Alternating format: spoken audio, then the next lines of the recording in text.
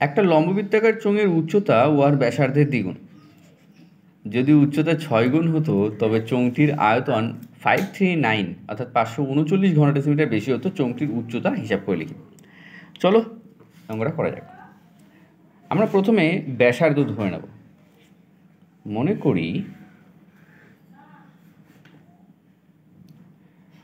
করি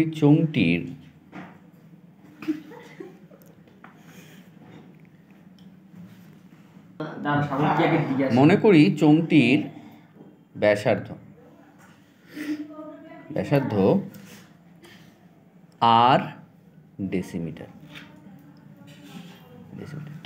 এইবার আমাদের বলে দিয়েছে যে একটা লম্ববৃত্তাকার চোঙের উচ্চতা উহার ব্যাসার্ধের দ্বিগুণ, অর্থাৎ ব্যাসার্ধকে 2 দিয়ে গুণ করলে কিন্তু আমরা উচ্চতা পাবো।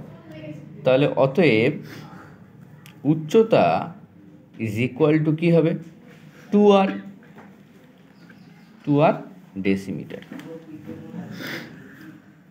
ঠিক আছে, তাহলে আমাদের বলে দেওয়া আছে যে ব্যাসার্ধ যা হবে উচ্চতা হবে ব্যাসার্ধের দ্বিগুণ, তাহলে 2r ডেসিমিটার।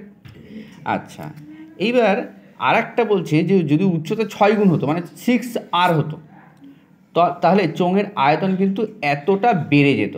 তাহলে অতএব শর্তানুসারে এবার চোঙের আয়তন বের করার ফর্মুলা তোমাদের জানতে হবে। চোঙের আয়তন বের করার ফর্মুলা হচ্ছে πr²h। এটা হচ্ছে আমাদের চোঙের আয়তন বের করার ফর্মুলা। আচ্ছা, 6 গুণ যদি হতো তাহলে আয়তন কত হতো? পাই ইন্টু ব্যাসার্ধ r², আর 6 গুণ উচ্চতা যদি 6 গুণ হতো মানে 6r হতো, তাই তো? তাহলে πr²h হয়ে গেল। πr²h, h হচ্ছে 6r যদি উচ্চতা 6 গুণ হতো।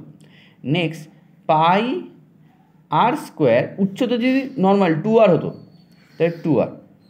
তাহলে যদি উচ্চতা 6 গুণ হতো তাহলে আমার আয়তন এইটা হতো, আর যদি উচ্চতা 2 গুণ হয় অর্থাৎ এই যে 2 গুণ হয় তাহলে আয়তন এইটা হয়।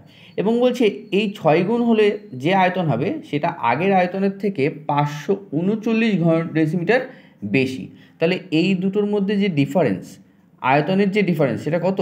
539। ওকে, আচ্ছা, আমি পায়ের মান বসাচ্ছি না, আমাদের প্রয়োজন বুঝে অঙ্ক যখন দরকার হবে তখনই বসাবো। এখানে কি হচ্ছে? 6 পাই r² আর r গুণ করলে r3, তাহলে এটা লিখতে পারি 6 পাই r³ মাইনাস 2 পাই r² আর r গুণ করলে r3, তাহলে এটা হবে 2 পাই r³ ইজ ইকুয়াল টু 539। বা দিলাম। এখানে 6টা পাই r³ আছে, এখানে 2টো পাই r³ আছে, তাহলে কটা হবে? 4টে পাই r³ ইজ ইকুয়াল টু 539। এবার আমি এক কাজ করি, পায়ের মানটা বসিয়ে দিই। 4 ইন্টু পায়ের মান আমরা জানি 22/7 into r³ is equal to 539। আমি দেখতে পাচ্ছি এটা 11 দিয়ে যাবে, 11 দিয়ে কাটলে কত হবে? 11 দুগুণী 22। মনে রাখবে ইকুয়াল সাইন যদি থাকে তাহলে ওপরে না কাটাকুটি যায়, ওপরে লবে কাটাকুটি যায়। তাহলে 11 দুগুণী 22, আর এটাকে যদি 11 দিয়ে কাটি তাহলে কত হবে? 4 11 44, 7 রইল 9, 9 11 99। আচ্ছা, বা দিলাম। r³ ইজ ইকুয়াল টু, এখানে 49 আছে, 49 বসালাম। এই পাশে 7টা ভাগ আকারে আছে, ও পাশে গেলে কী হবে? গুণ।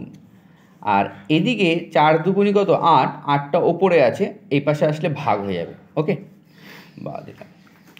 r³ ইজ ইকুয়াল টু, আচ্ছা আমি 49কে 7 ইন্টু 7 লিখতে পারি, আর এই 7টা বসিয়ে দিলাম, তাহলে ওপরে 3টে 7 হয়ে গেল। আর 8 মানে আমরা জানি 2 ইন্টু 2 ইন্টু 2, বা r³ ইজ ইকুয়াল টু, আমি কি এটাকে 7/2 হোল কিউব লিখতে পারি? কারণ 7ও 3টে আছে, 2ও 3টে আছে, তাহলে আমার 7/2 হোল কিউব হয়ে গেল। কিউব কেটে যাচ্ছে, তাহলে বা r ইজ ইকুয়াল টু 7/2। আমরা আর কি ধরেছিলাম অঙ্কটাতে? ধরেছিলাম যে মনে করি চোঙটির ব্যাসার্ধ 8 ডেসিমিটার, তাহলে আমাদের আর কত বেরোলো? 7/2 ডেসিমিটার। অতএব চোঙটির ব্যাসার্ধ 7/2 ডেসিমিটার। কিন্তু আমাদের তো ব্যাসার্ধ চাইনি, আমাদের বলেছে চোঙটির উচ্চতা হিসাব করে লিখি। তাহলে আমরা উচ্চতা কী দেখেছিলাম? যে উচ্চতা ব্যাসার্ধের দ্বিগুণ, অর্থাৎ 2r। অর্থাৎ এই যে ব্যাসার্ধ বেরিয়েছে, এই ব্যাসার্ধকে যদি আমি 2 দিয়ে গুণ করি তাহলে কিন্তু আমাদের উচ্চতা বেরিয়ে যাবে। তাহলে অতএব